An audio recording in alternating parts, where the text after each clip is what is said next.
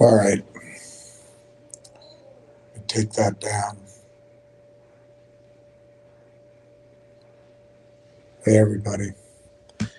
I put that up from Peter Thiel, I guess his name is.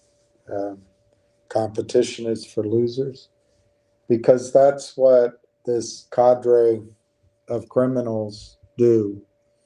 They set it up so only they play, and they control everything. They have the attorneys, they have the regulators, they have the big funds, they have the big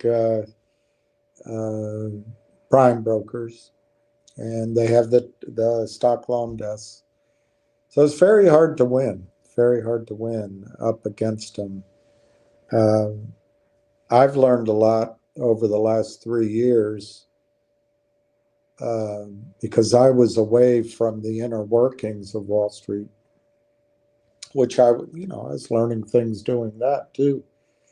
But I'm more and more convinced that rare is the opportunity to, well, let me change my sentence. Up until now, it's been rare to catch a short squeeze.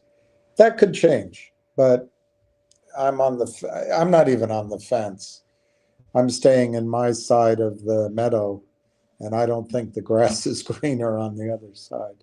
But well, one always has to adapt for the information one sees. One never knows, do one? All right. Hey, Randy Albert. Mr. Albert.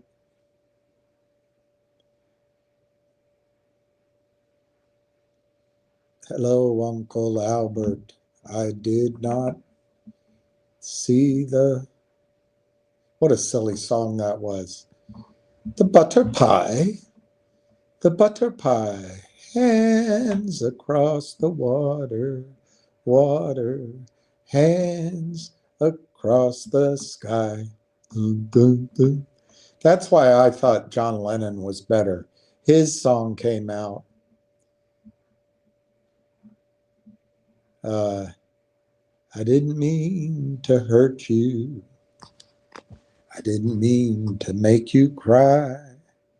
Oh, I never meant to hurt you.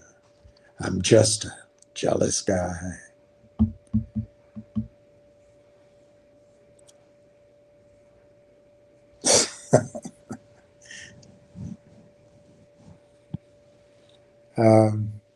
Hey, everybody. All right. I'm going to, while you're fresh, I'm going to very short, but I'm going to pop a story an article into your mind, if I can find it. Gold versus Nvidia. Nvidia. The tattooed lady. All right.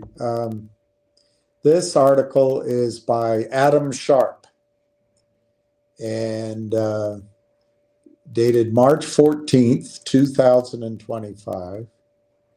The Great Gold Leasing Conspiracy. For decades, we gold bugs have whispered about a grand conspiracy. What's going on is this huge financialization of the markets. The power is concentrated in an ever-shrinking few, and it's my contention many of these people meet where we don't. All right, for decades, we gold bugs have whispered about a grand conspiracy. The theory is that governments, and central banks have suppressed the price of gold and silver. Imagine all the people living Life in peace, you may say. The purpose of this manipulation would be to prop up fiat currencies by limiting gains in precious metals. After all, if gold and silver are flying higher, it makes fiat currencies look bad by comparison. The best evidence of such a schemer is arguably Federal Chairman Alan Greenspan's statement to Congress that, quote, central banks stand ready to lease gold in increasing quantities should the price rise of gold, unquote. Gold leasing. Jim Rickards wrote about gold leasing in his book, The New Case for Gold, which I have somewhere, unless it's in storage. Here's an exception from the chapter, an excerpt from the chapter titled Paper Manipulation. Quote, hear the title of that chapter, Paper Manipulation. That's the same thing they do to your stocks. It's the same schemer. Quote, a central bank can lease gold to one of the London Bullion Market Association banks, which include large players like, can you guess? Goldman Sachs, Citibank, JP Morgan Chase, and HSBC. Gold leasing is often conducted through an unaccountable, imagine that, through an unaccountable intermediary called the Bank for International Settlements. Can you imagine? Historically, the BIS has been used as a major channel for manipulating the gold market and for conducting sales of gold between central banks and commercial banks. The BIS is the most non-transparent institution in the world. The BIS is the ideal venue for central banks to manipulate the gold financial markets, including the global financial markets, including gold, with complete non-transparency, unquote. Why would central banks lease their gold out officially so they can get small amounts of income? But some of us believe it also helps suppress prices. Ideas about gold price suppression schemers mostly resolve. My eyesight ain't good, guys. I apologize. And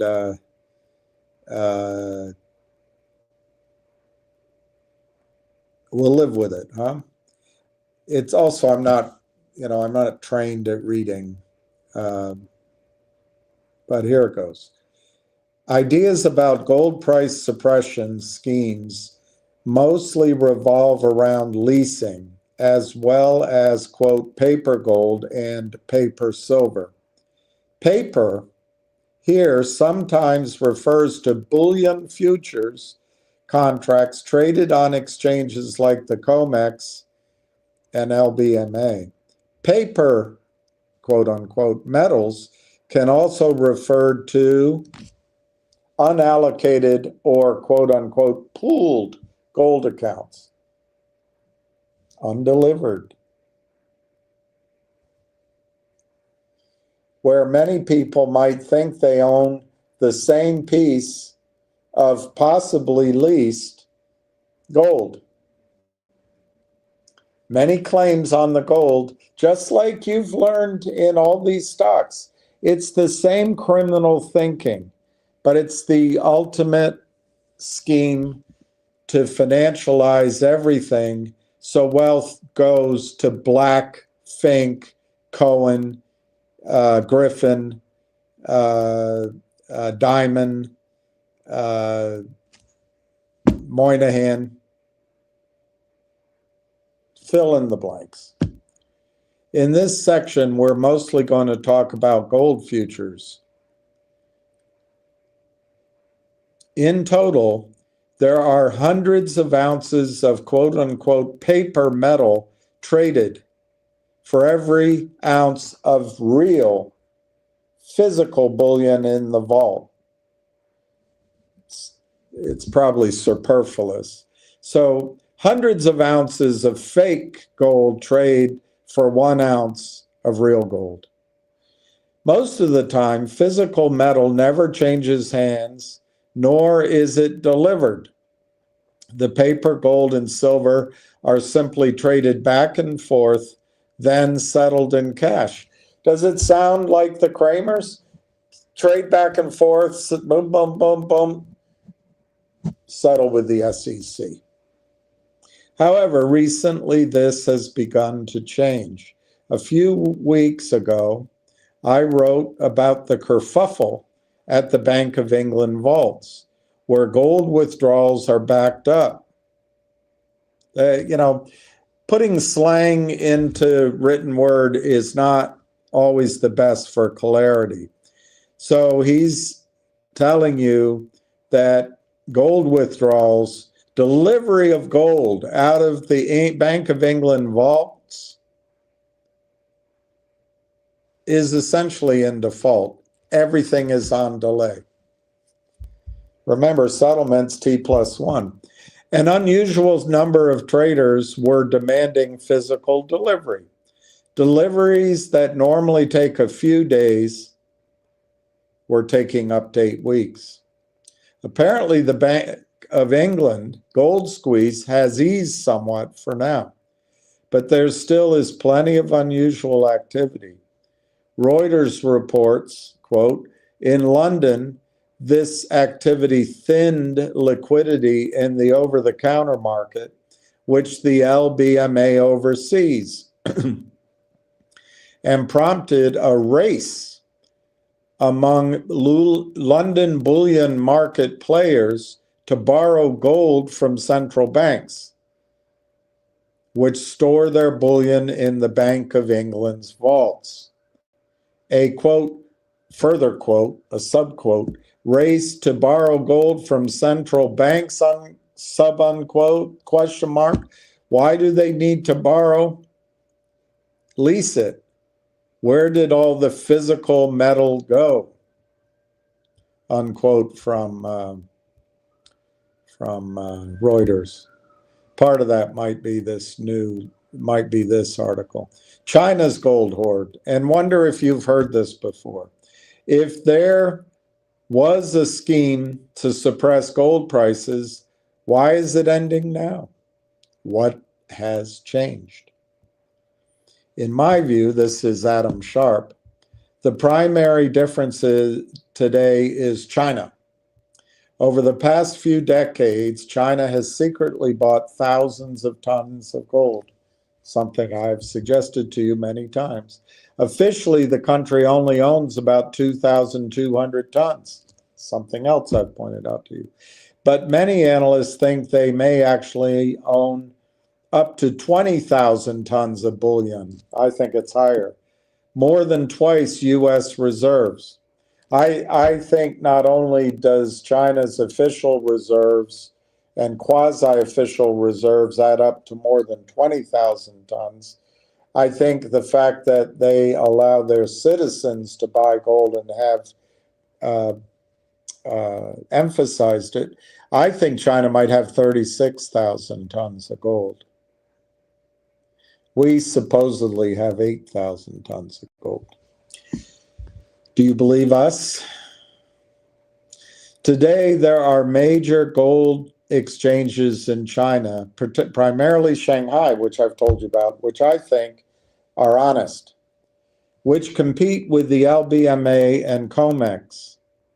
And in my view, Adam Sharp's view, Chinese buying is basically driving the price higher today. Take a look at the chart below from CME Group, which shows how prices were rising first in China and then being followed by New York and London. It's just a chart which shows what he said. The Shanghai gold premium, in quotes, is a relatively new phenomenon. To me, Adam Sharp, it looks like the decades-old scheme to suppress the price of gold and silver may be unraveling. That's because Shanghai's price, that's physical. They don't play the cowboy games. If that's the case, the rest of this decade could be lucrative for longs. Hopefully that's you and me. The story is extremely complex with dozens of angles, and I'm determined to keep digging into it. Stay tuned. That's Adam Sharp. He's still learning. But, you know, guys like me who know everything, we don't have anything left to learn. Right, that was my idea.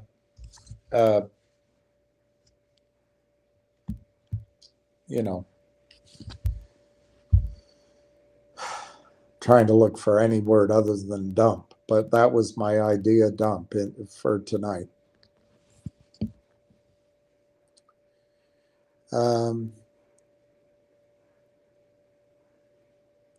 Ham's voice is out. Ham may come on. He's welcome to come on, but I called him earlier. He didn't pick up. He sent me a text that his voice is gone. So we'll see. You know, I'll keep going. If he calls, that's great. I really personally don't think it's a big deal that the warrants are withdrawn. I can speculate on some reasons that are all good. Maybe, this is all speculation, but maybe someone wants to invest in FingerMotion and they don't want the dilution. That's one idea.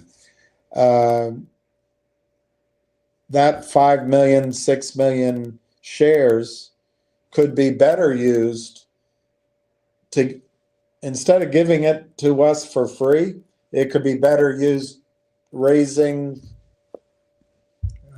let's use the number, $10 million. I'm making these numbers up. That's one idea that comes to my mind. The second thing is they may violate in some fashion an exclusivity which Roth Capital has created for themselves with FingerMotion. That's possible. Remember, Roth Capital has warrants. I think these investment banks design products for companies where the bank just prints money because they exist. They're a little bit like lawyers. They deserve it. They exist, they deserve it.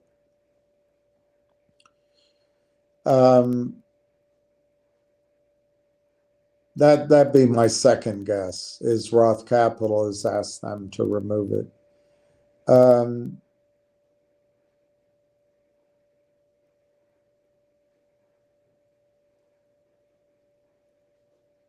What I don't think it is, I don't think it has anything to do with the audit.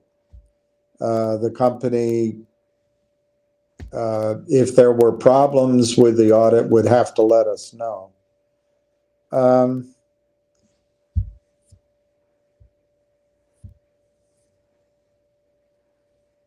And I really got the impression over the last months that it's not the highest priority on the plate at the company. So you have FingerMotion with about 56, 57 million shares outstanding. They want to keep that tight. FingerMotion has, by press releases, they've gone from two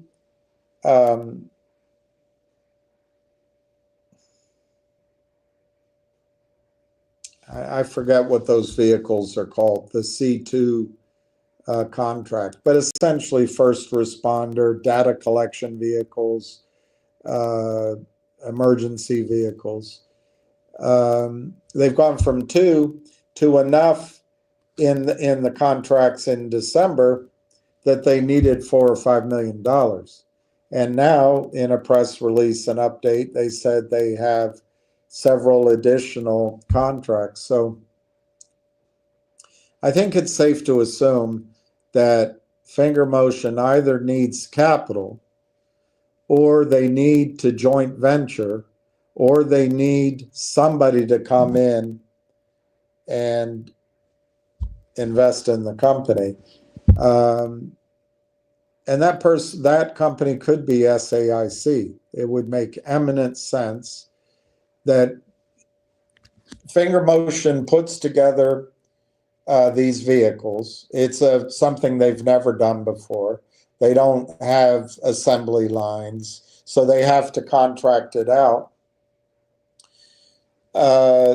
Why not get SAIC, who's doing this and can see the magnitude of the potential business, get SAIC to either lend their credit, lend their balance sheet so that Finger can borrow money, have SAIC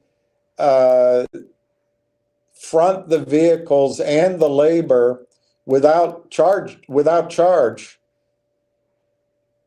maybe for shares in the company, or some sort of combo that SAIC puts up the money for the vehicles,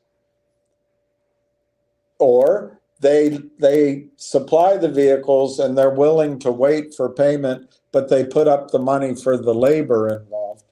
Whatever, some combo. And what SAIC gets in return is the contracts, and they get shares. That might be going on. And in that case, you have a CEO who wants to keep the share float small. Let's say FingerMotion were to raise $10 million now, or in the next month, or 2 months from now. Let's say they raise 15 million, just because my arithmetic is so slow. That's right at these prices, it's 10 million more shares. Well, is it better to spend your shares raising capital or giving it away free? I don't know.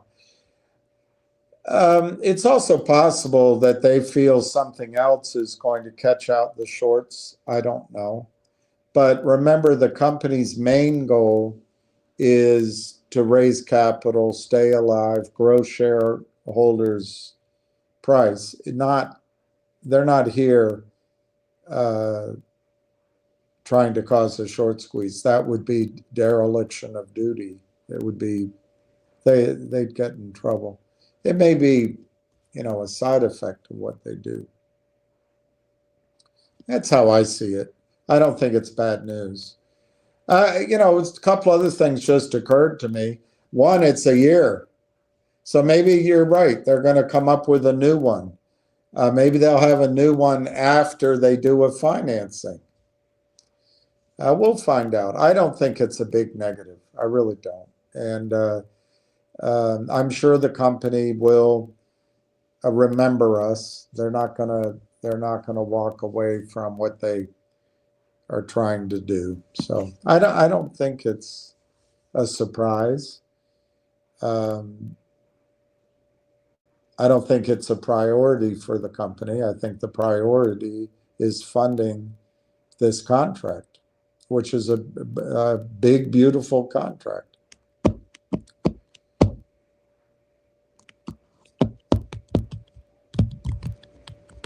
Phil Zill is fake. He's not a real person. No, it doesn't mean he lied to us. No, you're the liar. No, it doesn't mean he lied. Do you have a brain the size of half a hollowed out pea with the memory that goes along with it? FingerMotion announced a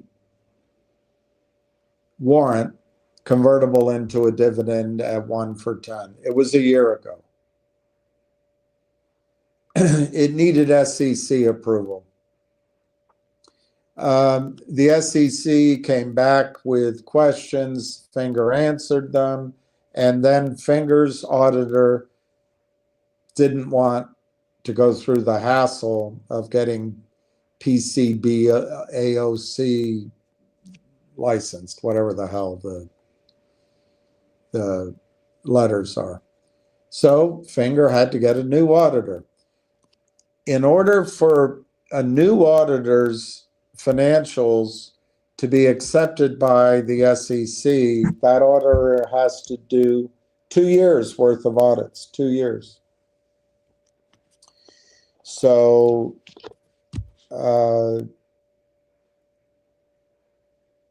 they found a new auditor, they announced it, the approval was put on hold, and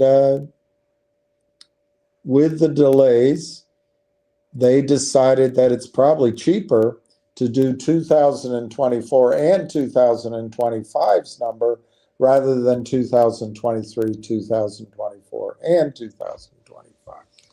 And in that process, it became back burner. That's life. Get over it. Get over it. New things come up. So it became more of a back burner item as they awaited the audit. Now, we don't know the reasons. I don't think there's any evidence he lied to us. I think there's a certain amount of manpower, certain amount of legal power, certain amount of money, and it may be strategically that he's just put it on hold. He's not doing it to F-U-C-K us. And no, I don't think he lied to us. But thanks for coming in. I always like the fudsters to ask the most inane questions as if the rest of us are going to go, I should have had a V8.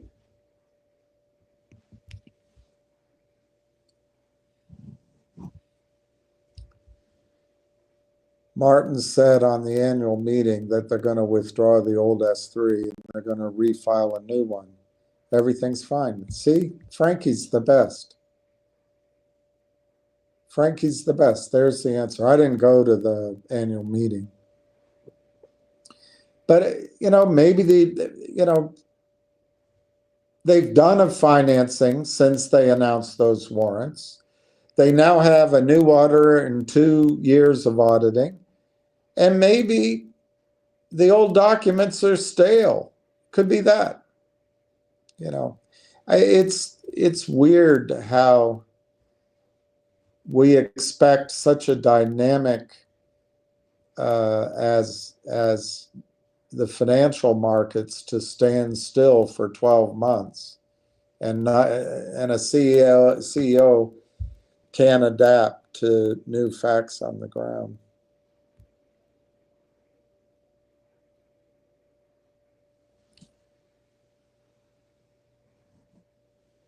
If new money wanted to invest in Finger, a bunch of warrants on the market would disincentivize them.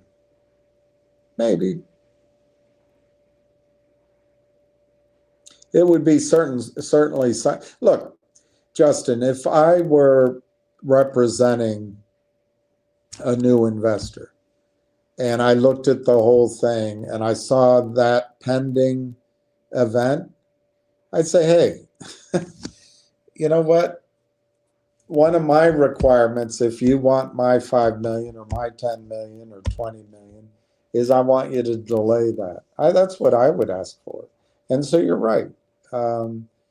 Maybe it's in preparation for a financing, which would be good for us. It'd be good for us. Yeah, Railtown. I want to, Dave Vanderwerf, I want to show you something. I'll go through these quickly, I think.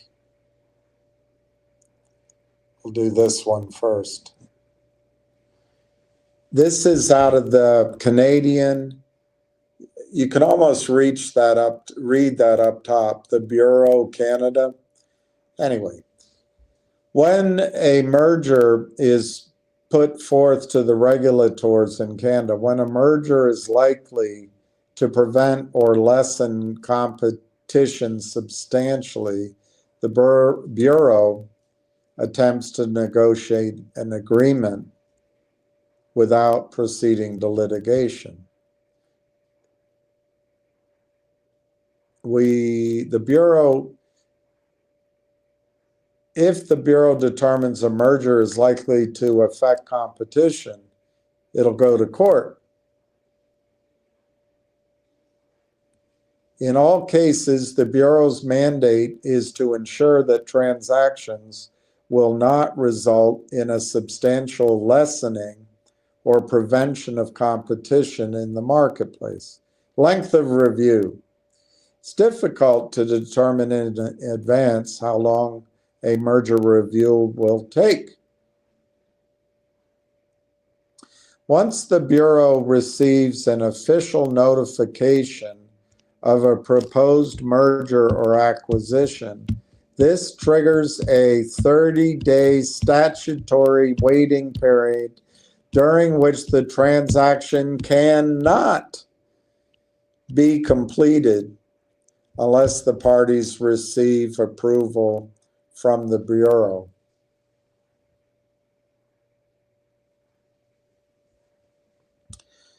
The Bureau reviews these transactions with a mandate to protect and promote competitive markets.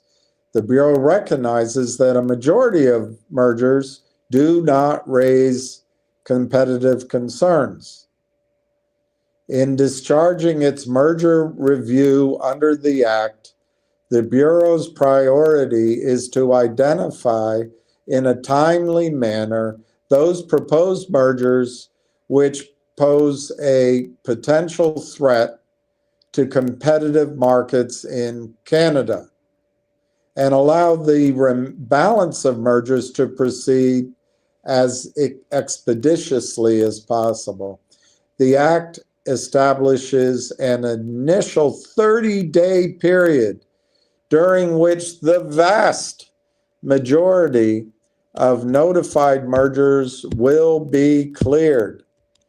For those relatively few transactions which raise a potential substantial lessening or prevention of competition, the Bureau may issue a supplementary information request, an SIR. And that triggers a second 30-day waiting period. This is Canada. The initial 30-day waiting period triggers a 30-day waiting period during which parties are legally prohibited from closing their proposed transaction. And then there's the potential of a second. So I put the question mark. I mean, there's always a risk that here there's, maybe a second 30 days, but I don't see it. There's no substantial lessening of competition in the wide open AI space. So I don't see a problem. But the reason I call it to your attention, Dave, is that the announced MOU was over 30 days ago now.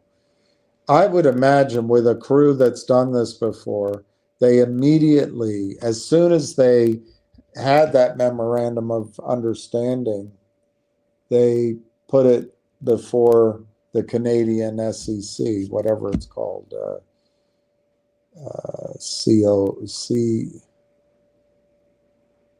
I forget. It's like IROC or BROC or anyway. So I think we're very close to getting the okay from the regulators. But as I've stated before, I thought we needed the 30 days, and here we are. There's no certainty that they the regulators finish their review in 30 days. It's just during that 30 days, the transaction could not be consummated. So what happens, Dave? All of the investors who come to the transaction through Canaccord, the investment banker, are precluded from investing because it's a quiet period. All of the investors and wealth that backs Railtown are precluded from investing. All of the family offices, mutual funds, whales, small, bigger investors, retirement plans who love AI, but are part of the 161 companies inside of AI partners, they're precluded from investing. So you've got a company up in Canada who the people who know the story, who have a desire to own the stock and have the money to do so, can't do anything. They can't buy anything. And then that leaves us, well, what's happening? Why is it down? I'm not buying it. It's down. I'm not going to get in. And so, which is normal. Retail's always like that. And institutions can be that way too. They'll wait till it goes up before, because they don't want the opportunity cost of sitting in dead money. But anyway, I don't know that volume means anything. I don't think there will be, it's possible, but I don't think there will be a violation of the Chinese wall between investment banking and the sales force at Canaccord. There might be. I don't think anyone's going to cheat because it's a big deal. This is a good company. And as I've tried to express many times, I think you're going to see a revaluation in Railtown. I think you're going to see a price adjustment per share. I think you're going to see a sudden realization that Railtown's worth more than 30 cents. And then you'll start talking about where the stock goes from there. But I think these big pools of money and the investors who are precluded from investing right now, as soon as the news comes out, whatever it is, but it's implied from the last press release, the next news is going to be consummation. I didn't pronounce that correctly. It's going to be the conclusion of the memorandum of understanding of the merger. So I think what will happen, and this is my theory here, is as soon as all these buyers, as soon as the news is widely dispersed, which is what companies have to do, the buying will come in rapidly. And so let me give you an example. The stock right now is 30 cents. Let's say that the brains, I know very little about AI, but let's say the brains say, oh my gosh, we're talking hundreds of millions in revenue. It could be $500 million in revenue. You have to give that a 20 multiple because it's growing. And, you know, calculate, Hey presto, the stock's a $30 stock. I'm making these numbers up. So the stock's 30. The guards are coming to take me away. The stock's 30 cents. Let's say, I'm making this up, that the general consensus is, oh my gosh, this is huge, it's worth $30.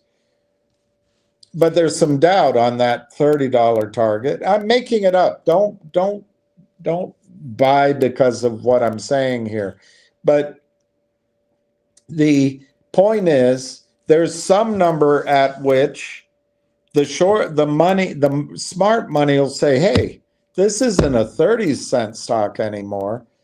It's I'm making it up, a $3 stock, a $4 stock, a $5 stock.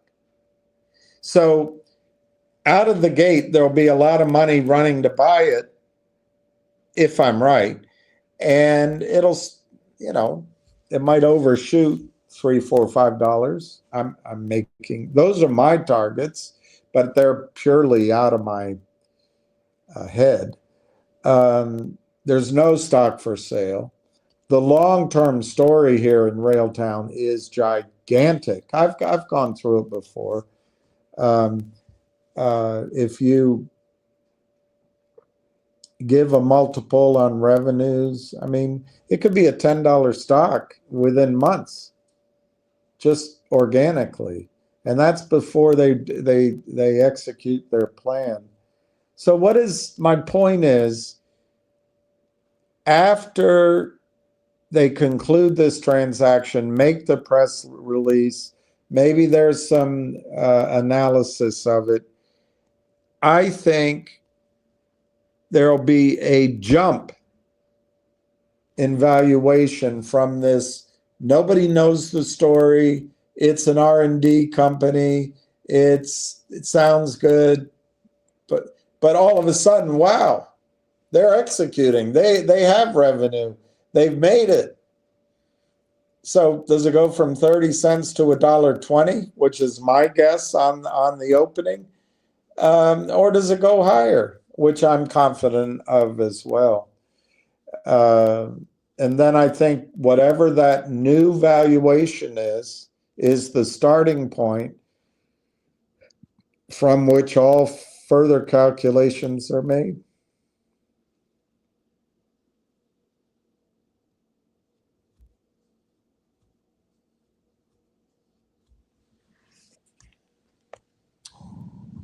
Middle ground has some advice for me. Please resist the temptation to go off the rails and blast a poster that I disagree with.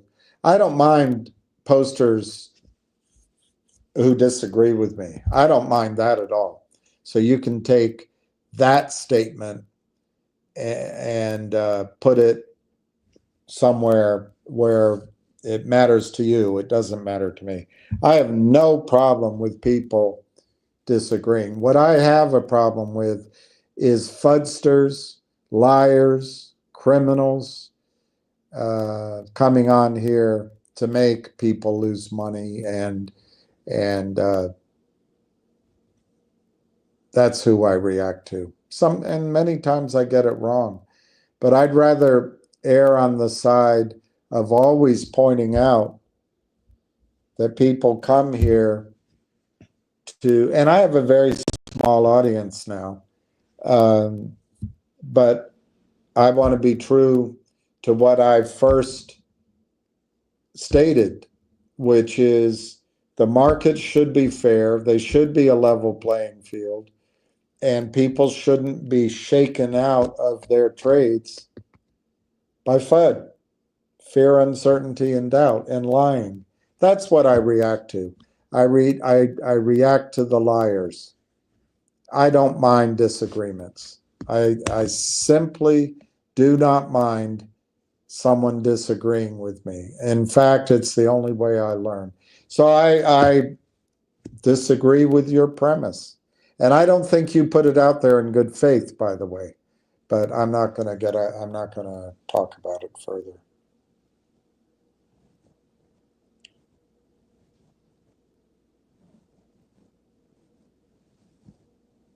Am has no voice. He has no hair.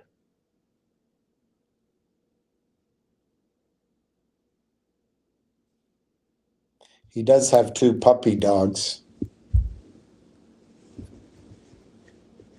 Bob, are you a real person? It's not a surprise to me. I don't know. Maybe you haven't been in the market very long, or maybe you have, but do I have to look up when it was announced? I guess I have to.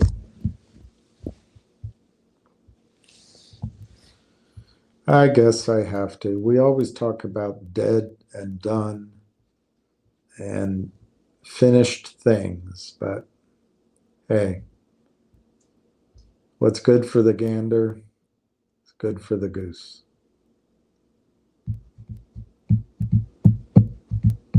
All right, it's taking a little while to, I'll come back to it when it pops up. It's not a surprise to me. I mean, would I have predicted it? Probably not, but not only is it not a surprise, I'm sure I'll fully support management's reasoning. Things change. It's been a year. It's been a year. All right, let me see if I can find it.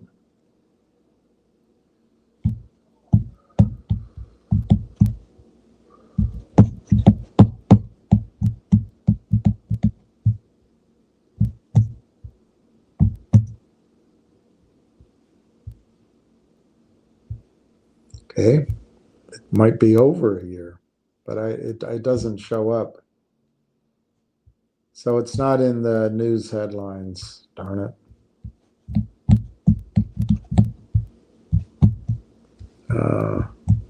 Well, it's been a year.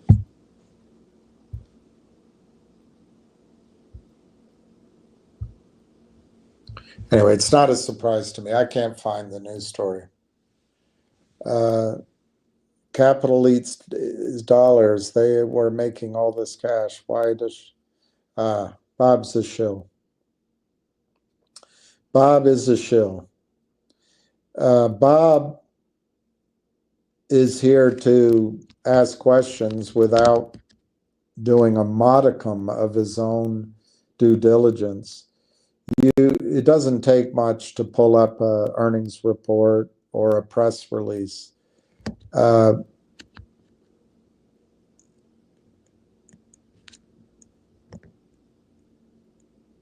That's just an idiotic statement, making all this cash. What did Ham say? What did Ham say? Why additional capital? Well, you're growing. How does a company grow without capital? How did Amazon get to the size it is without capital? It's completely inane, Bob. I think you should stick with coloring books or the Hardy Boy novels that you never were able to finish.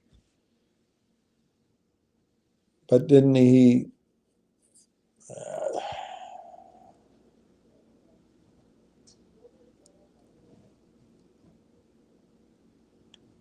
dilute it some other way? Ugh. Oh, Bob, I'm so sorry for you. I feel for you. Bob, you're a bleeding idiot, or you're a fudster. Look up dilute. Look up accretive. Go start a business. What do you give in return for money? If you give shares, you issue more shares. If you borrow money, you're dividing your cash flows and earnings into a smaller pie for equity because you've got to pay back the borrowed money plus whatever the deal was. So you're here to get people to go, oh my gosh, it's dilution. when all you're really looking for is hoping that the shares you have sold that don't exist, which is the true dilution, you can somehow cover, or your day trade, you can somehow cover at a profit. Guys, I want to show you something on a day trade. Let me see where it closed.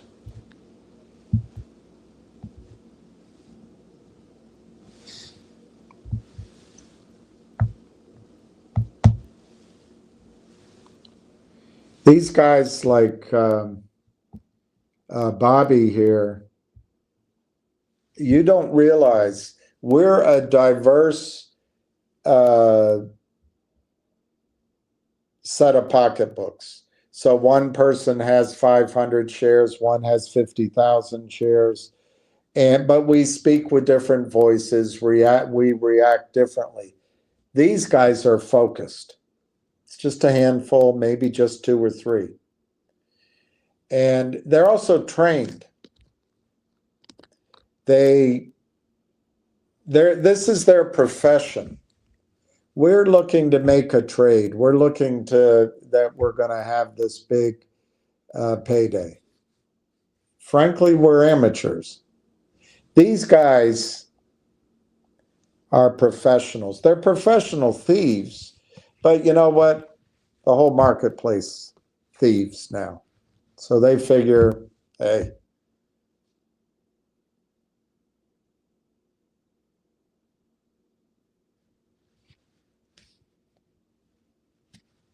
so there's this company you follow, GTII. According to Yahoo, at the close, I can't quite see it. Let me enlarge. Yeah.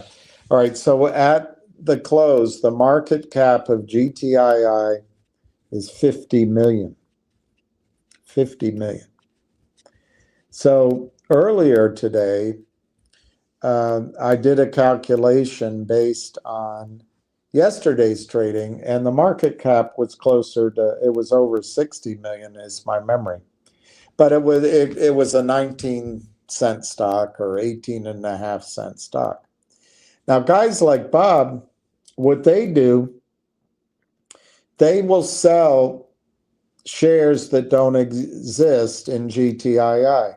Now, you're all hepped up. You're all, hey, the CEO's doing this, the Bloomberg there, the lawyer's done this, the court's done that, and you, I think, foolishly buy the stock right here. But anyway, you buy it. They love that. Oh my gosh, they love it. They love it. Absolutely love it. So they short the stock to you. They sell to you stock that they don't own. So if you take 25,000 shares, that's small a position. And if Bob sells 25,000 shares at 18, 19 cents, and if he covers it at 9 cents, which it was earlier, or 8 cents, you know how much he makes? He makes $2,250 for that trade. Now you think, oh, that's not much. He wouldn't do that. Well, he does that every day, twice a week, 3 times a week. That's some serious money. If he does that twice a week, $5,000 a week, times 4.5 on an average month, he's making $22,500 a month coming in here, playing with your emotions, and he figures you're part of the great unwashed. You're not right with God anyway, and what the hell is a little financial smiting and smoting? It's kind of fun, and he pockets the money while we act like complete idiots. But that's what's going on with GTII. These guys love it.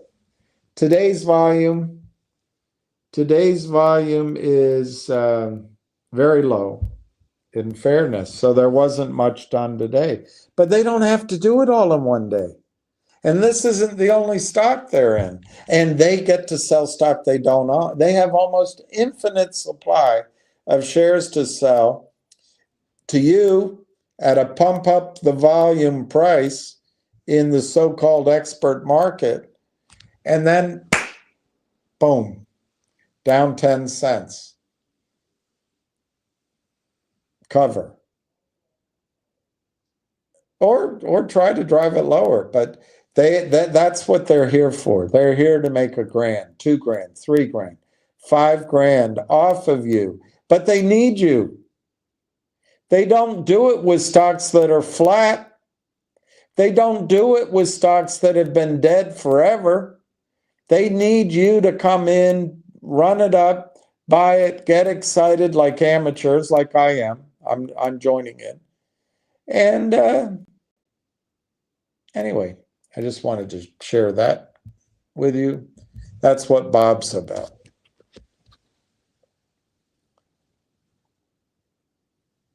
GME is moving to highs. Oh my gosh, they have a investor relations website? That's amazing. Time to get into GameStop. Too bad they don't have any customers in their stores. Too bad every time the stock goes up, they do an at-the-market offering. Somebody clearly knew about the S3 withdrawal and pumped the price the last few days. That's a theory, I guess. Why would they get the price up? Oh, to pump up the price so they could short into it and they could dump it? I don't know. You're smarter than I am. I can't see the logic of it, but it's possible. Like I just said, they want this volatility to make money, and they don't. They're happy with $1 grand, 500, 1,000 on a trade. It's what they do. They love this. I already think we talked. I don't know. It doesn't look like he's coming on. Buonasera. So I lost a bunch of comments again. I got to get a better. That's where it stops. That's as far back as my comments go. So I'm sorry. I'm not intentionally ignoring anyone. Hey, Big JR. Hey, Donna. Big JR. What a relief. You have no freaking idea who I am or what I am. I will leave now, not come back. Yeah, sorry. Gonna miss you. Gonna miss you. Gonna miss her. Gonna miss you. Gonna miss you. All right. Just wondering how Rail came to my attention. I initially bought 8K at 34 cents, went up, and then it tanked. Oh, I don't know what you're. You sold? Brilliant. I didn't sell, but that's brilliant. Buy back. I don't know what you're waiting for. Buy back tomorrow. I don't know. I can't give you financial advice because I don't know your situation, but you already bought it before. You got out. So you lost money, I guess, because you got out when it was down. But it's lower now than where you got out. I would buy it. You want to know where I got the idea of Railtown?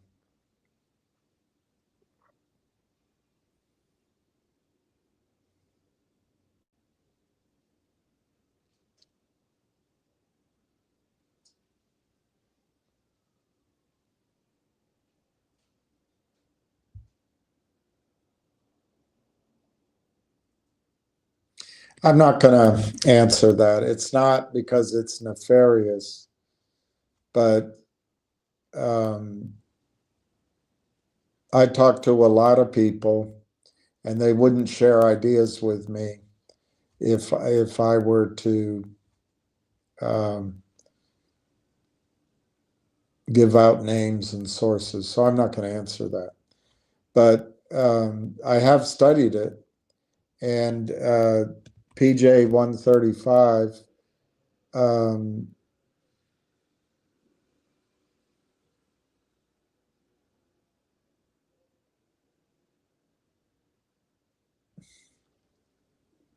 there's a company in the oil and gas space who has management who have created software for oil services before, twice before, that who I'm trying to raise money for.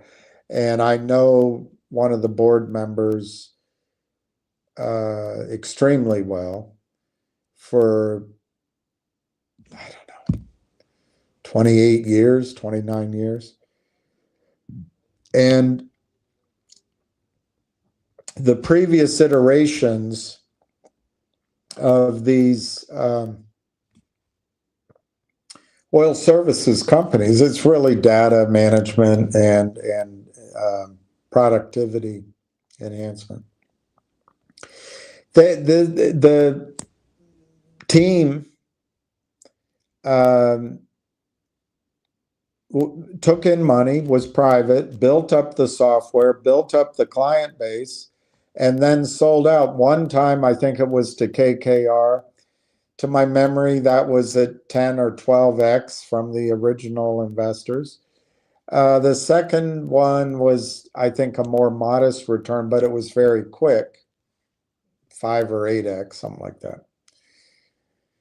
And so these big companies, who you would think would just put a team on these issues, these problems, instead they go buy the private company with stock or with cash.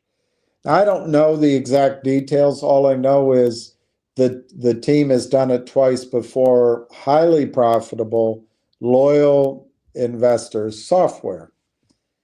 Now, I am not a computer guy. I'm not a software guy. But in my lifetime, I've done things where I know that if you get the right tool, you improve your productivity and results, and you can charge more, and you can you have a happy customer. So anyway, this idea, Railtown, came along, and it's the same basic pitch. It's a different industry, but it's a group of guys who have done it 6 times before. You know, different mix and match of the group. They've created software as a service, and in fact, in the case of Railtown, according to, and you can look it up on Twitter, their IR, the guys at Constellation Software are heavily involved. Constellation Software went from nothing to $60 billion over the last dozen years or so. So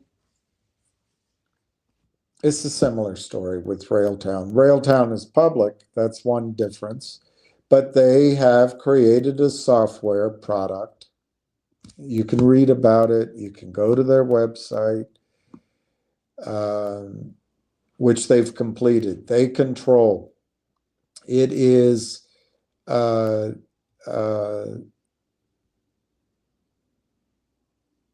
proprietary, I guess would be the word. It's a closed AI model. Now, it took 4 years, 5 years to develop that. They're marketing it. And as soon as they have revenue and customers, the obvious thing is to sell the company to one of their partners, which have been announced, Microsoft, NVIDIA, AMD. Hey, you can look, you can do your own research on this. So that fits a pattern of thought that I already understand. And I've seen it happen. Why do big companies wait and then buy at a multiple when they could have started from scratch themselves? The answer is it is not an allocation of resources that makes sense. They have better, safer ways of getting better overall returns, sticking to their knitting instead of trying to do a bunch of startups. They're like women in the great race of life. Women wait at the finish line and pick the men who win. That's what these big companies do. They wait at the finish line and pick the little startup companies who win. So that's what got me interested in Railtown. But PJ, again, I guess you can't do your own thinking, but if you read the and go to their website, the AI partners, somehow in their marketing, they stumbled into this group of 160 companies, and that means they have first shot. It's in the press release. The whole thing is to roll these companies up into a bigger item, and it's in the IR release that it's $400 million in revenue existing. So I think it's a great story. I would buy, I mean, you can wait. Go ahead and wait. But I think you're going to be sad if you wait. Let me state it again. The company, you're right, you paid 35 cents. Very disappointing. Uh-oh, there's something wrong. You better get out. The company announced a memorandum of understanding, and it announced that they would come to definitive arrangements later. The computers read those headlines, MOU, acquisition, which implies issuing stock, and the computers automatically, no human, automatically the computers start selling stock that doesn't exist. They press their bet at the end of February so they can show profits to their clients. And here we are. And then PJ 135, because most people are just like you. Oh my gosh, I paid 34, it's down. There must be something wrong. I better get out. The shills have done their job. The shills have done their job. And you get out. And then you're on the sideline and you feel like, oh, phew, I saved that. I got into the stock at 35 cents. I sold out at 29 cents. Now it's 25 cents. Whew. Man, I dodged a bullet. You don't know why you invested in it. You don't know a thing. And you're manipulated. You're an amateur. That's what they count on. But when you invest in something, you have to have the courage to come up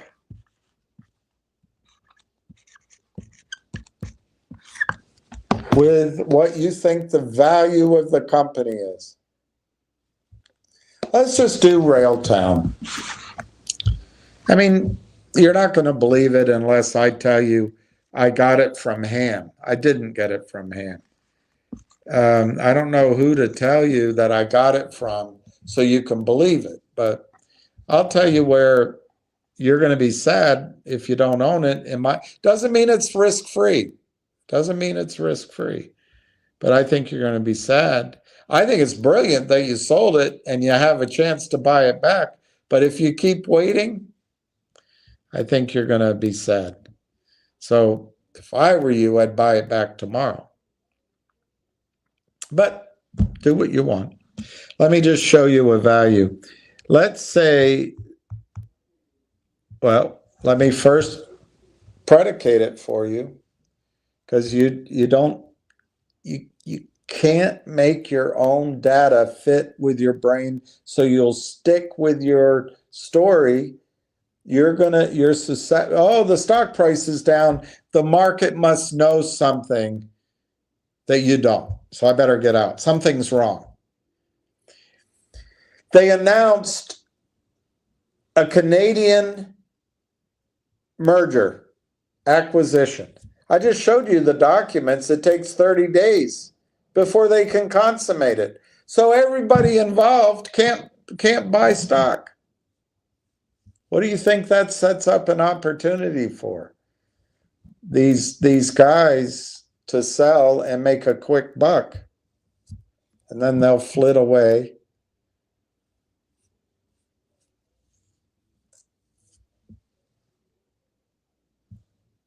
But let me show you. Nothing registers. That's the problem. Nothing registers. But I'll show it. I'll show it if I can find it. It does not mean there's no risk. And maybe that's what I'm not understanding.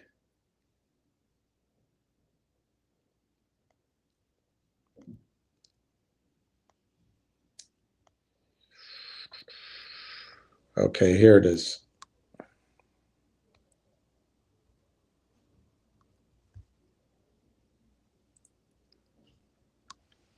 So this is Rebecca Kurzweil. Exciting news. Railtown announces MOU to acquire AI partners. This includes these two guys who were the backers of Constellation, a $60 billion company. But hey, I mean, why?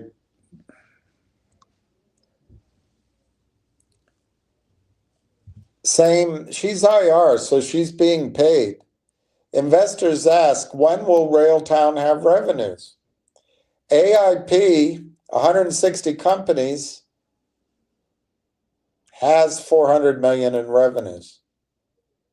Keep this story in your mind as they finalize the letter of intent. All right. Let's use 400 million. We'll risk it later. 400 million in revenues. The most recent number that I've heard of is that when AI companies are acquired, they're acquired at 19 times the revenue estimates, not even backwards, forward. 19 times. So we'll use 19 times and come up with a number. Obviously, this is a broad stroke number.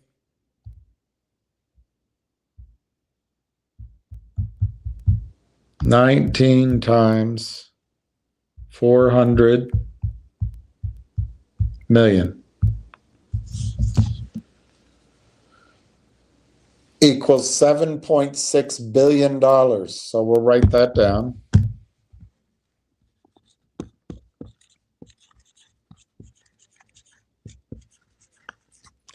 Now, we'll go to Railtown's Yahoo page and see if we can determine what Yahoo says are the outstanding shares.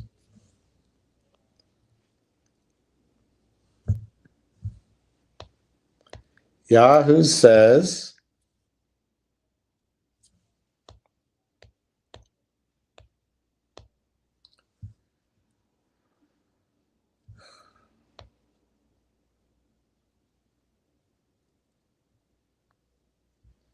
that there are 139 million shares outstanding. Implied shares outstanding are 140 million.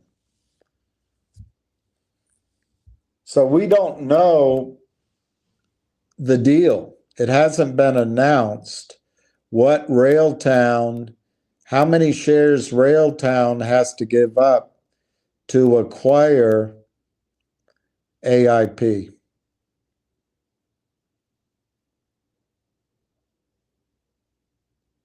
We really don't know.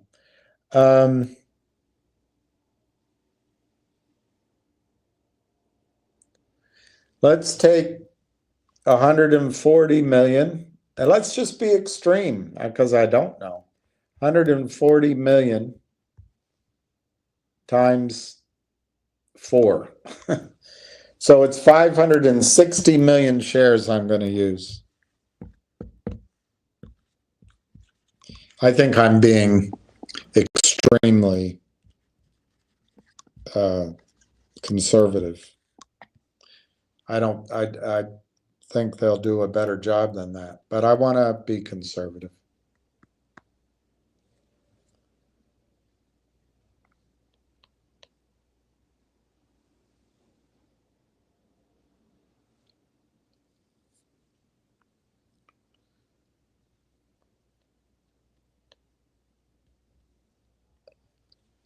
$13.50.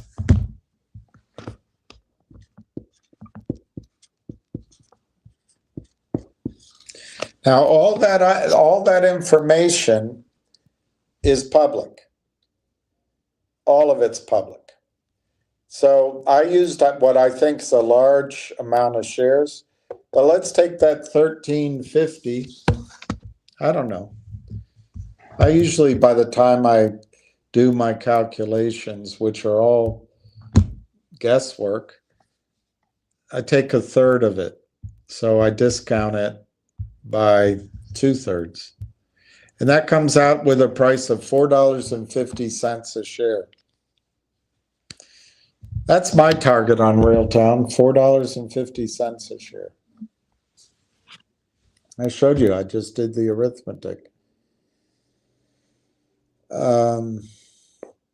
But if you wait, buy it back, wait till they make their final announcement, buy it back at, maybe you'll be one of the few. Look, when they make the news announcement, the criminals will try to short it down. Bob's not going to be back, so we don't have to worry about him. But they'll short it down. And then, you know, maybe you'll get a chance to buy it cheaper. But I've just told you. I guess it just doesn't make sense to you. These two guys that created Constellation Software, do you think they have any money? The stock trades at $33,000 a share. It went from pennies up. Do you think they have any money? The guys backing Railtown, do they think they have any money? And women. None of these people can buy right now because it's in a quiet period for 4 days. And you're interpreting that as if something's wrong. Maybe it is. I mean, I can't tell you there's nothing wrong. There could be. But the odds are it's just the quiet period. And once they announce it, the buying's going to come in and you're going to compete with that buying to buy back your position. But wait till you know. Wait till you know. That means you pay up. Right now, I think you got lucky. You sold the stock. You can buy the same position back with less money, or you can buy more shares. I think when the news comes out, I think the stock will go to $1.20. But wait, at least it'll be worth the $1.20, by the way, because at least you'll know for sure that all this stuff that I'm guessing at, you'll know for sure that it's real, and it'll be a safer investment at $1.20 than it is down here, so maybe you should wait. I don't know. Those are things you have to think about. But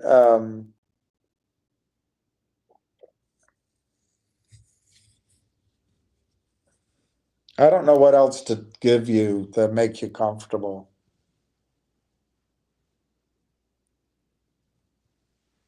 I liked your stories about your father yesterday. He would be proud how you're, I don't know. Yeah, he wasn't, he took me home once. I was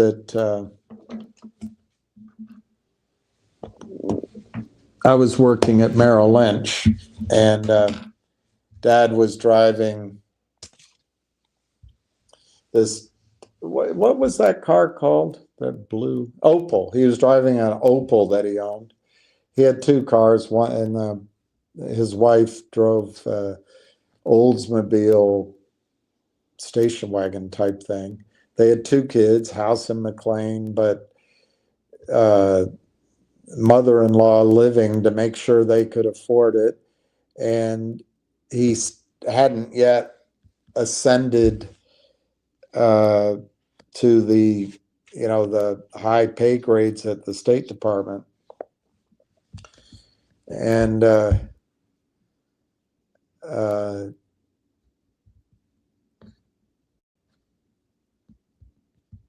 I don't know. I can't remember the dynamics really.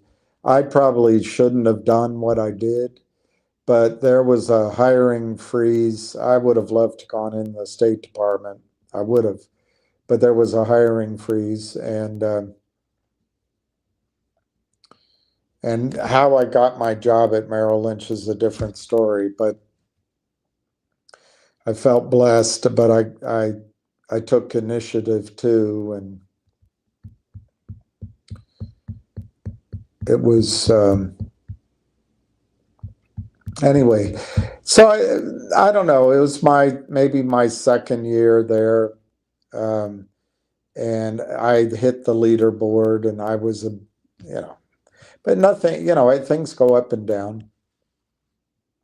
And I think I had purchased a condo, and I don't know what that made him think about. But anyway, he gave me a ride home one night. And I remember he had a mustache, didn't last very long. And he looked a little like Gene Hackman, red hair, mustache a little bit. Later in life, he looked like Paul Newman. He was proud of that. He got complimented. But he was smoking a little, what he called a cheroot, a little tiny cigar. And we pulled up, and I thought he'd drop off, but he wanted to talk to me. He had a party at his house, and he was driving me home in Arlington, not too far from McLean. So he pulls up, and he, takes it out of gear, and he says, "Bill, let me ask you a question." And I'm like, "Sure." I didn't expect what he asked me. He said, "So Bill, what do people make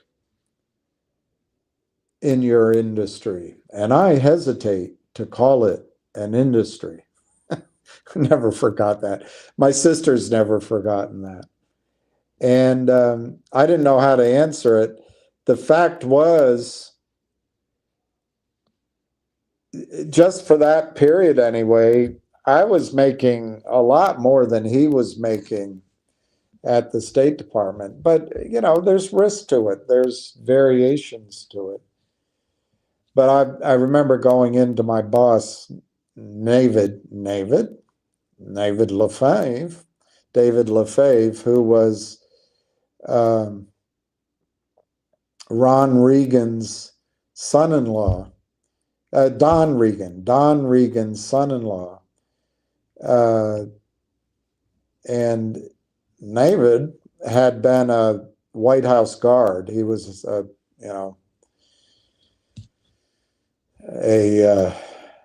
Marine. And Don Reagan who became Ron Reagan's Secretary of Treasury, was the top man at Merrill Lynch. So David LaFave had a posh job. We were the flagship office of Merrill Lynch. He used to come in from his long lunches. He'd say, "Bob, give me a quote on Merrill Lynch, MER."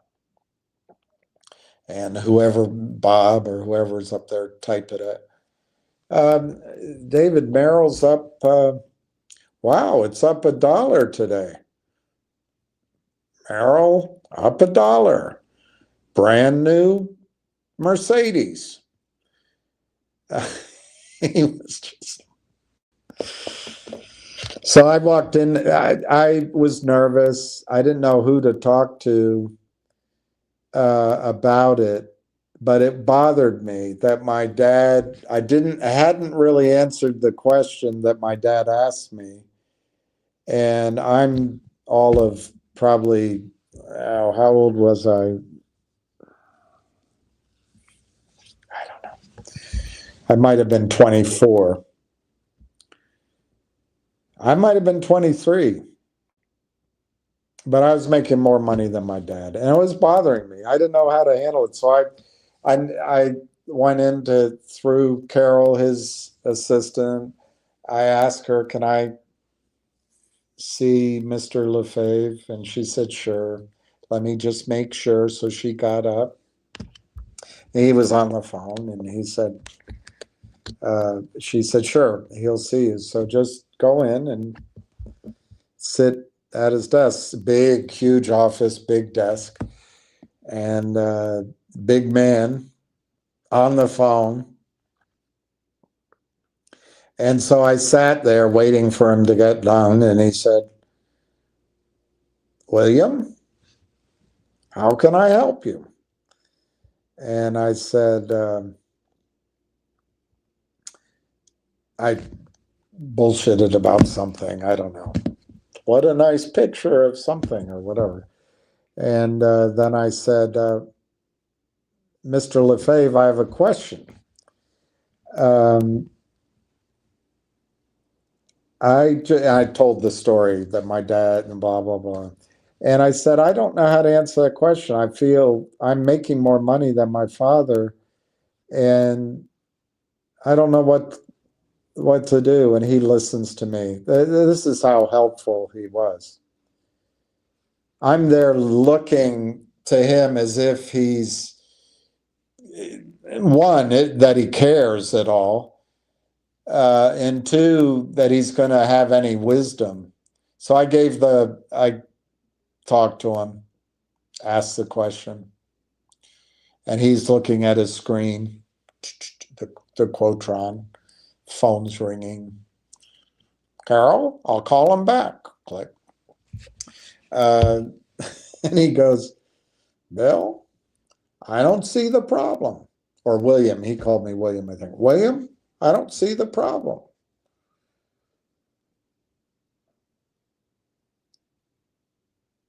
If you're uncomfortable making more money than your father,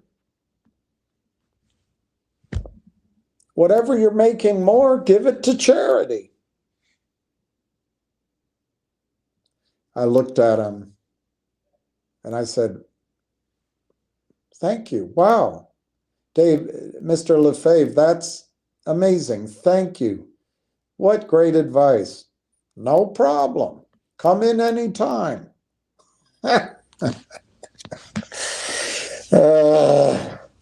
So anyway, my dad never was much for Wall Street. But he was a good man. He was a good man.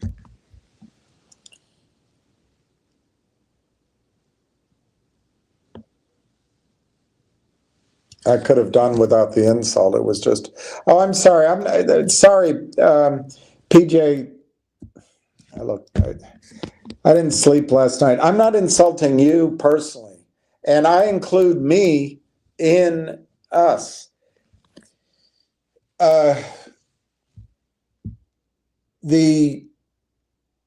What we're up against, you have to recognize, is an organized system of cheating. And so when I describe, I do the same thing, PJ. I see a stock price down. I'm nervous. What's going on? But I've told that story on Railtown now, I don't know, 20 times. And it gets a little frustrating, but I understand that. But I am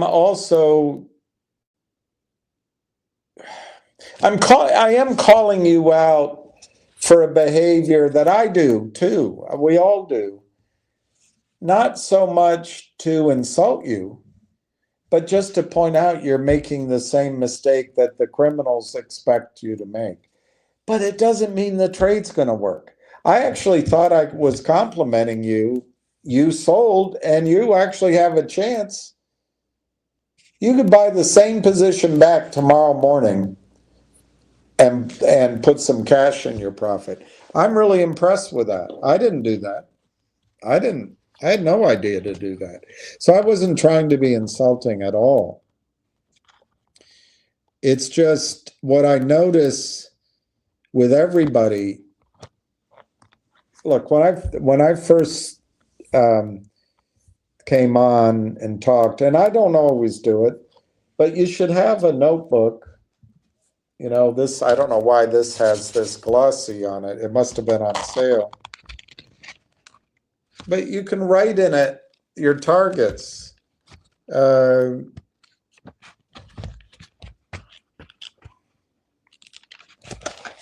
Write what the conversation was. But the point is, write down why you bought something. So when it sells off, you can, maybe at nighttime, maybe during the day, but probably at night, you can open your notebook and you can revisit it. This, and this. Are those things still true? Yes. So why is it down? Does that mean that there's something wrong with AI? Could be there's something wrong with AI. Does that mean there's something wrong with the Canadian stock market? Could be. Have they done a toxic financing? No, it doesn't look like it, but there might be one out there. You're right, these are all risks, but they're not knowable.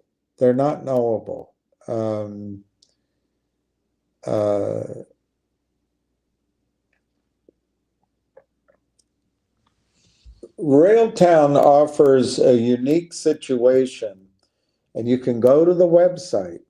I can't do it right now because of this technology I have.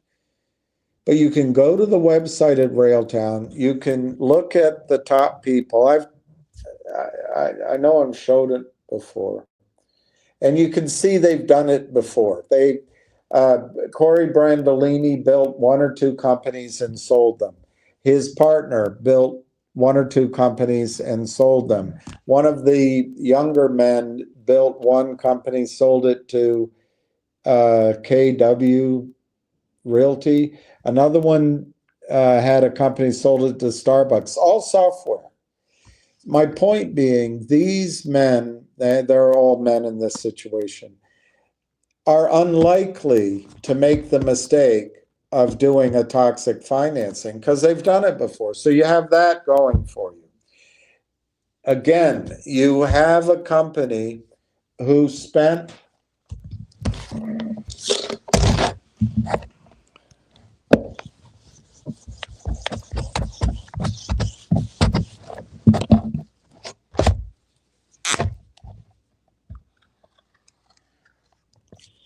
you had a company who spent 4 or 5 years in the wilderness. This is R&D. It's dollars spent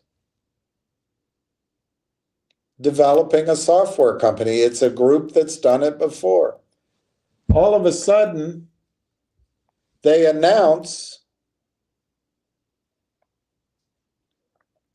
that they finished their product. They call it Conductor. They have 2 others, and it's basically an AI system that can go into legacy software at a company, find the problem, fix the problem, upgrade the software in a matter of days or just minutes, compared to 9 months and a whole team and millions of dollars. This is the speed of innovation that AI is giving. It's huge. You can find it on the website. The addressable web markets, 130 billion by the end of the decade. 20, I'm doing it by memory, 20 or 30 billion in the next 3 years. And another market was in between. I don't remember the exact number. So they have 3 addressable markets in the revenue space that are growing, and they have the product. First mover, closed AI, and it's proprietary, obviously, but and I guess it's patented, but it's going to go claim the space. It's revolutionary. It's amazing. And they announced they're marketing it. So what happens with companies? You're getting in here, and there's doubt, there's time. No one wants to wait that long anymore. And you get in these, you get crucified. And here you got in at 34 cents. Nightmare. Nightmare. Well, what happened? I came out with the story in December that I told you just now. And what I expected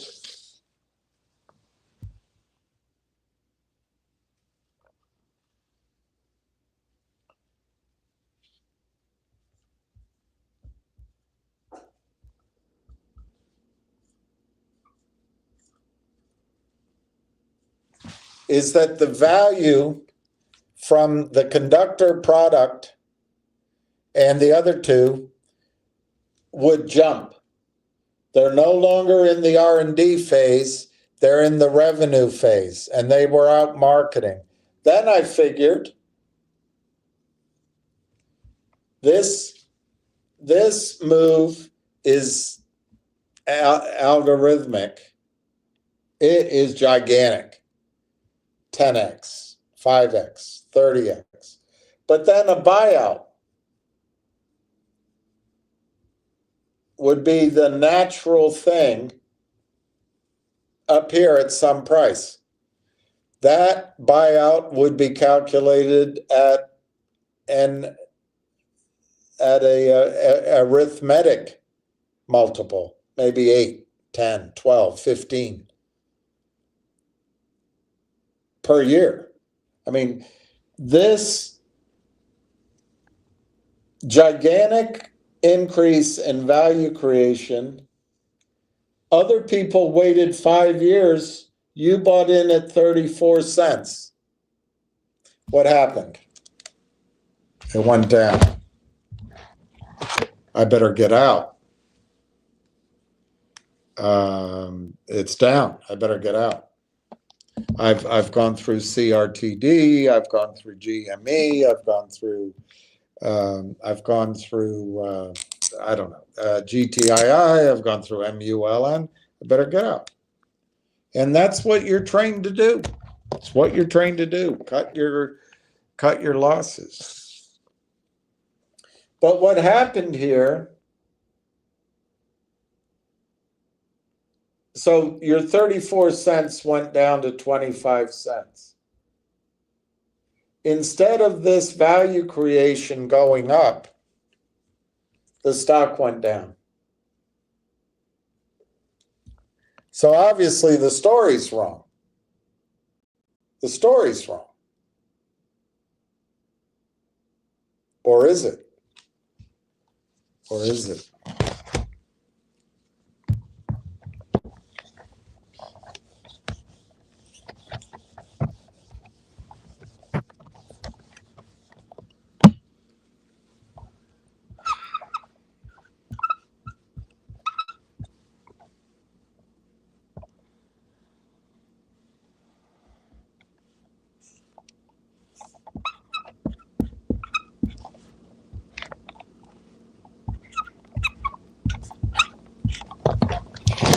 So you got in at 34 cents. You sold out, I assume, higher than 25 cents.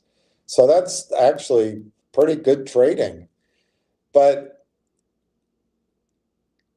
the question is, where's it going now? Lower?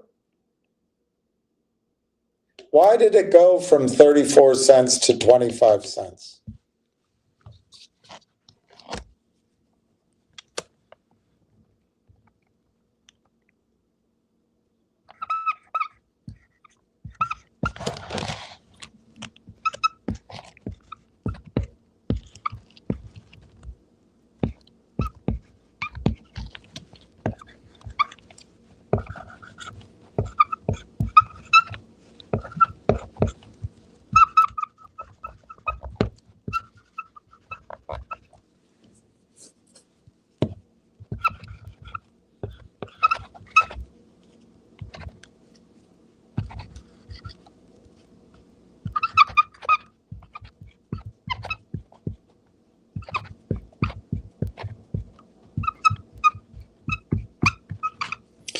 So instead of what I said was my thesis to get into the company, they announced a merger with AIP Partners, setting up a 30-day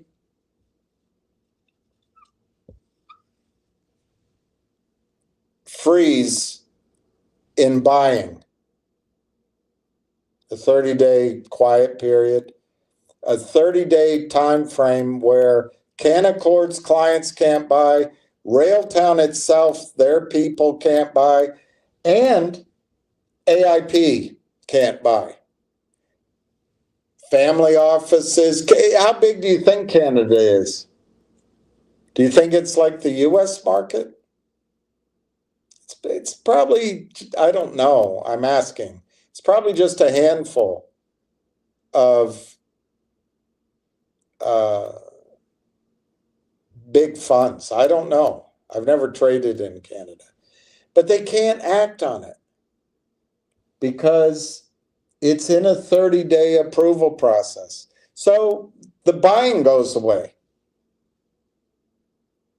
What does that mean? It's probably going to drift downward. What's keeping it up? But what's odd is it hasn't gone down that much. Yes, percentage, we can be negative on it. All right. So they announced the merger with AIP, 30-day freeze. It's got $400 million in revenue. Wait a minute. Are you telling me this company's going from just marketing its product and it's going to start with $400 million in revenue? The only thing we don't know is what's the price, how many shares. There's 160 companies, AI companies.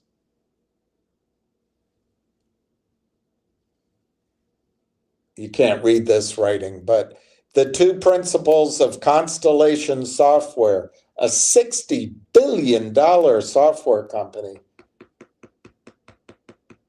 are key players, according to the IR woman. So all of a sudden, what do you think that means, PJ 135? The story's worse?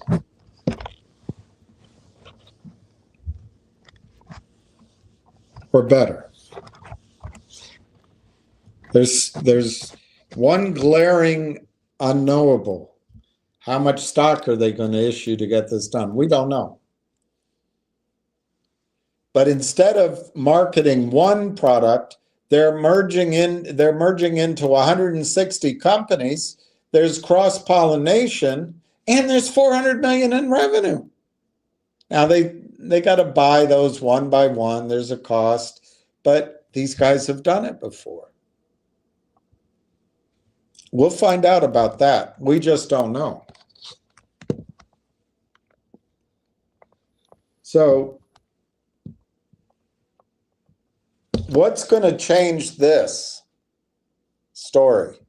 You bought at 34, is 25 cents. We've had to wait. What's going to change this? Well, I showed you earlier, 30 days.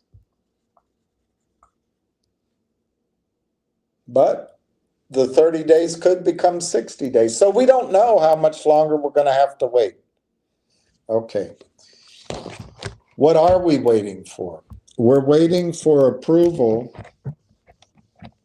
from the Canadian regulators for this merger.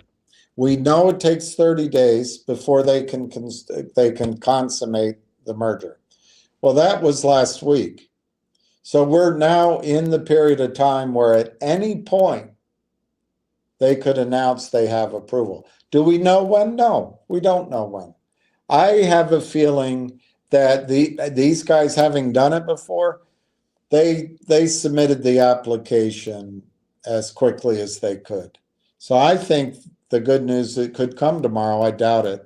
It's a Friday. So I bet it could be next week. All right, so what does the news do?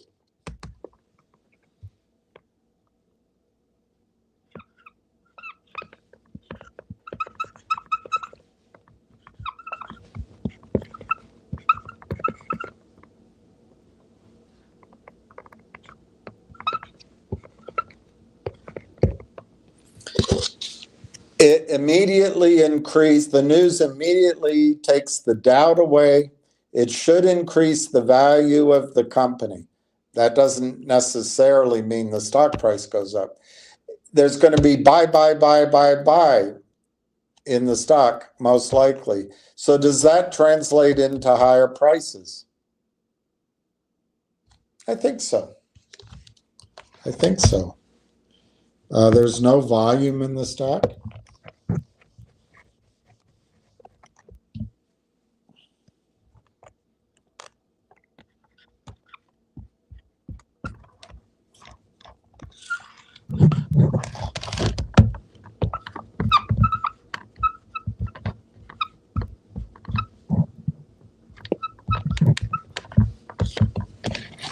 I believe the wait is going to lead to great.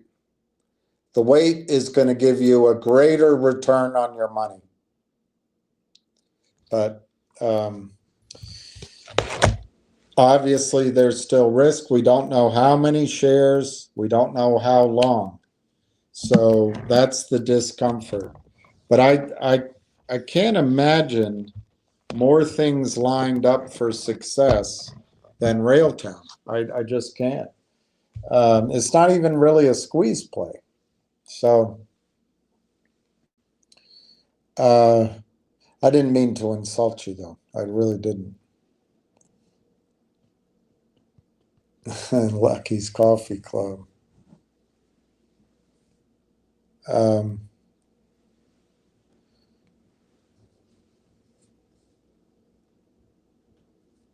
right.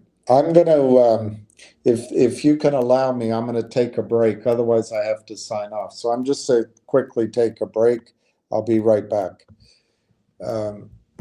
I had a gallon of water before I sat down.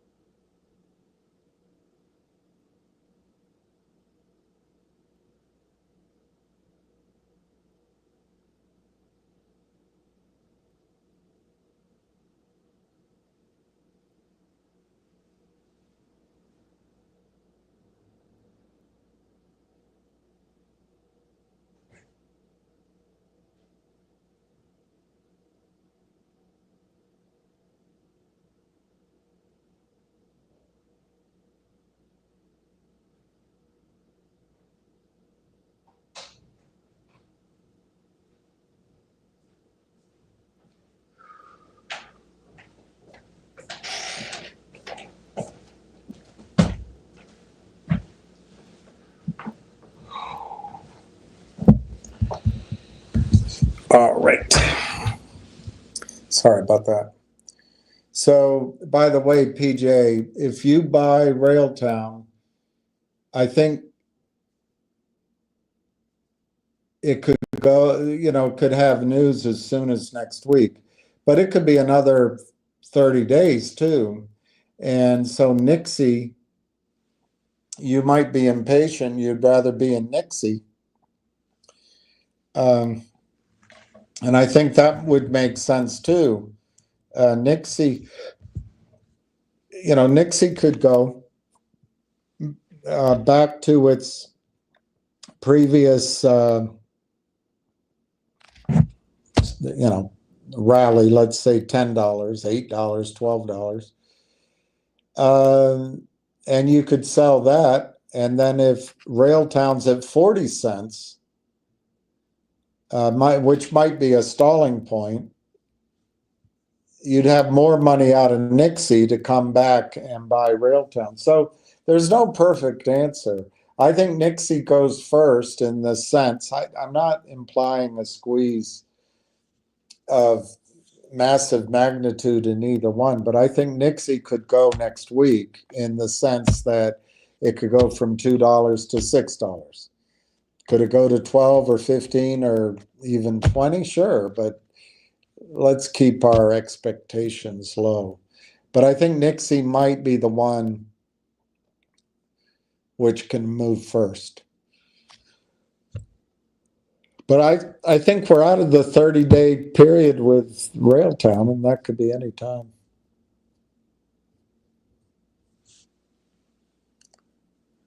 I like that idea. I think adding over time. One reason I'm being so dramatic, I guess, is I really think Railtown. What's hard, I guess, I'm having a hard time getting across. Railtown did its R&D. It had its moments of doubt. Railtown has a great team, has one all-encompassing product, and it looks like two others. It's closed. On its own, it's got a great trajectory. But somehow, in its marketing and going to the British Columbia conference, they bumped into this other company, which is just, to me, it's amazing. They get the first look at 160 companies as they roll them up. Now, that has to be managed. That has to be done wisely. So you stair-step the value of the share price as you add revenues. But they've done it all before. This group is not here beholden to criminal shorts. Could they make a mistake? Sure. That's why the stock's 30 cents up until now. But what I'm trying to get across middle ground is the quiet period is causing people to have doubt. Oh my gosh, the stock's down. But the quiet period is mandated by law, 30 days. But these guys aren't sitting on, they're not doing nothing.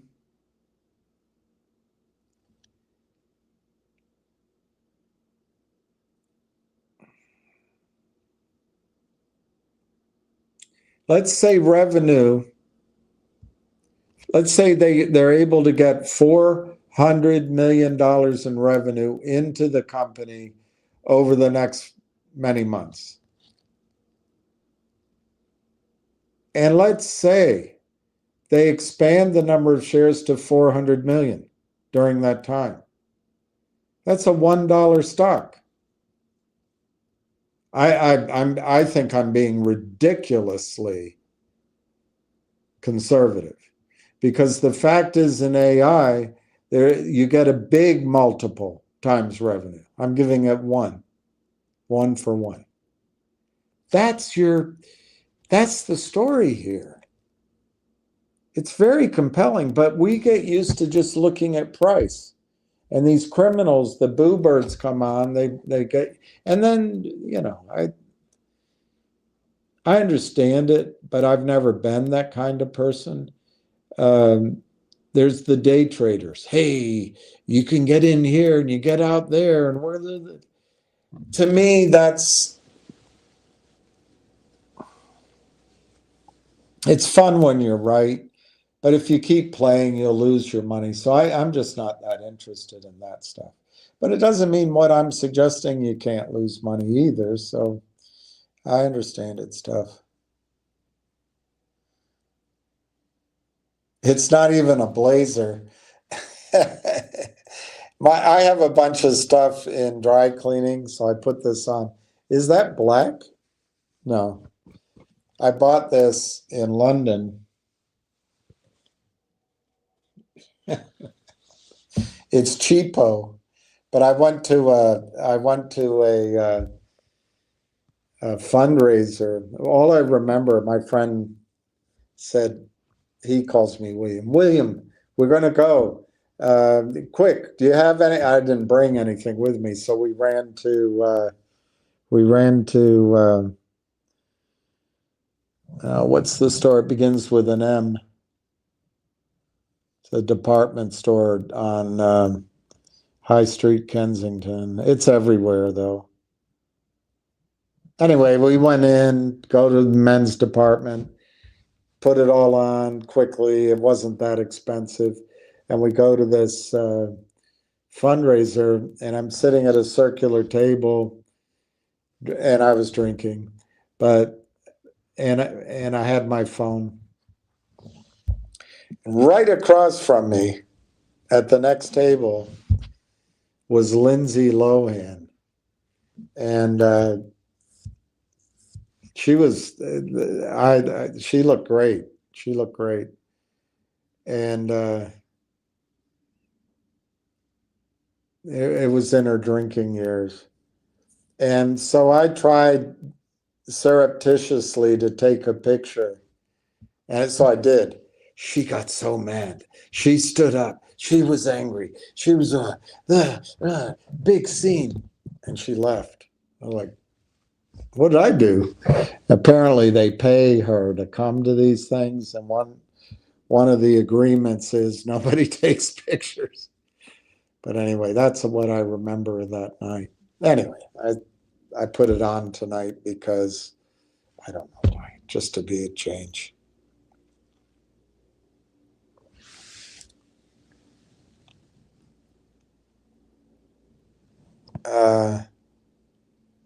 Yeah, I understand. I just want to get across. And I was trying to get across to that other gentleman, and I didn't mean to insult him. I still think 34 cents is cheap for this stock. It's 25 cents. And I own some NIXX, and I'm hopeful. My biggest problem, I don't own a lot.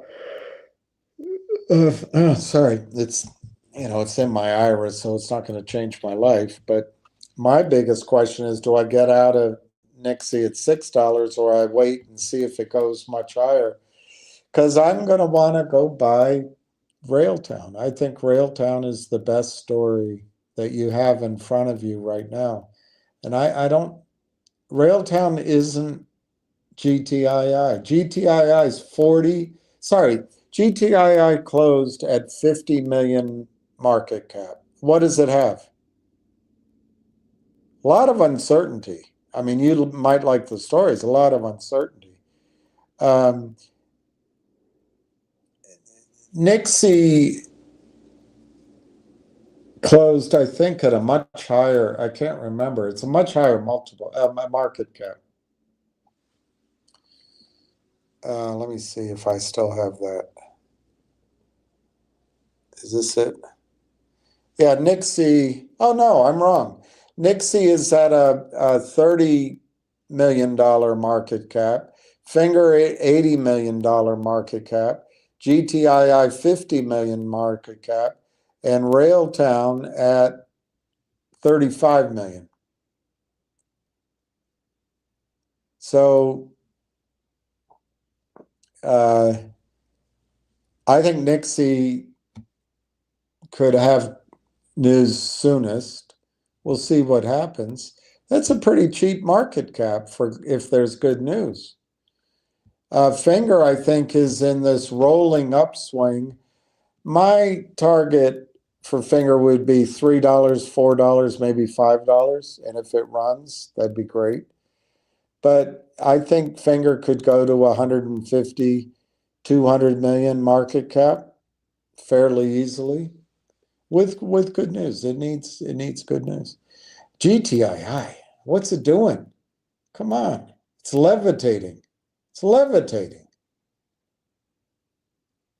But anyway, it's there. And then Railtown, I guess what I'm saying about Railtown, it's currently 35 million market cap. You could wake up with news, and that's a $350 million market cap, 10 times. And if you wait to buy, you'll be buying at that market cap. And it's okay. It's okay. You can do it. You can do it. Look,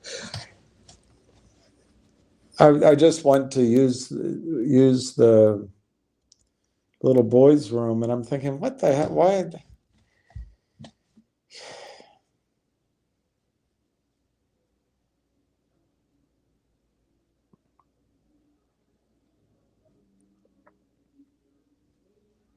I hope you make money in NIXX. I hope you make money in Railtown. I hope I'm right. Maybe there's better places to be. GME, Pfizer, I don't know. There might be better places to be. But I think NIXX is great. That's a good point. Bob's got a good point. It won't matter what you pay. And I agree with Bob on that. That gentleman, I forget his name, PJ, I think he had a great trade.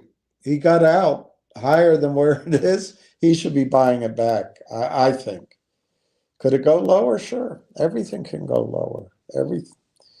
Can things make a story bad? Sure. But I think Railtown's the best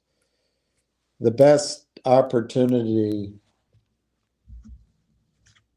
to have a value creation event. Well, we'll see.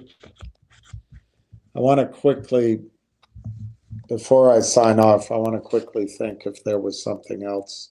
I know there was something else I wanted to talk to you about. So I don't know, guys. I'm really scared with what Trump's doing in the Middle East. But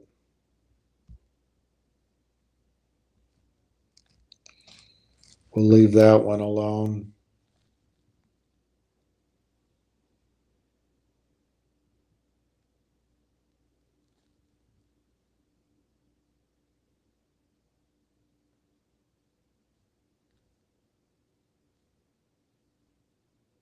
All right. I don't see any. What was it I was going to talk to you about?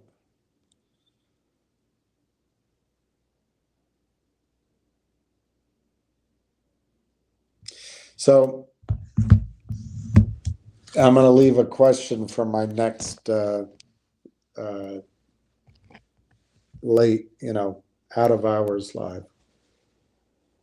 Why is Jerusalem the center of all three religions?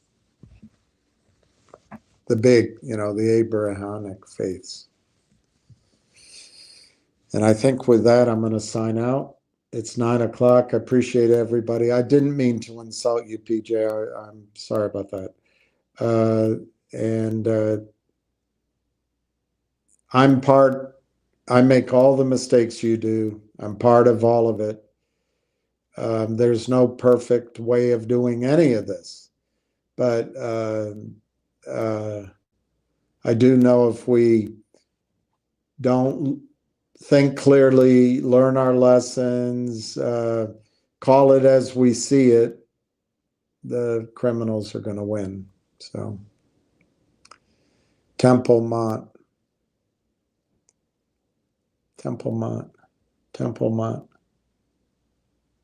Oh, the Temple Mount. Yeah. I think that's half right. I'll go through it. I want to go through it. Very interesting. Yes, it's where the temple is. Why is the temple there, though? Why is it there instead of somewhere else?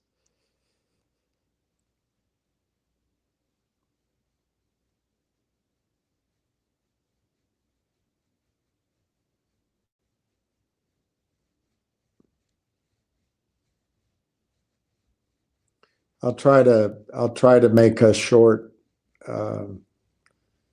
summary of it. I've given hints to, yeah. Danny's coming to it. You might be right there, what it is. But I'm going to sign out. I'm trying